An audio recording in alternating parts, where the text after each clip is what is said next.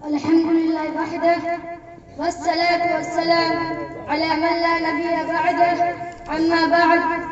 Every person has a favorite personality as well as ideal person. Like this, I too have a favorite and he's my ideal too. I want to follow him and I try following his footsteps. The personality I am talking about is our beloved Holy Prophet Muhammad sallallahu alaihi wasallam, for whom the world is created. In a hadith, Allah said to Adam alayhi salam, if Muhammad will be not created, you also not be created.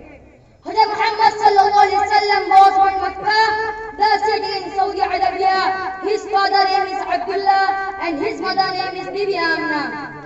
His father passed away before his birth and he became sick, and his mother passed away too when his mother died.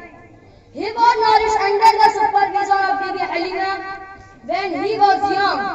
He was famous for honesty and truthfulness. Allah sent him to teach people and show them the right path.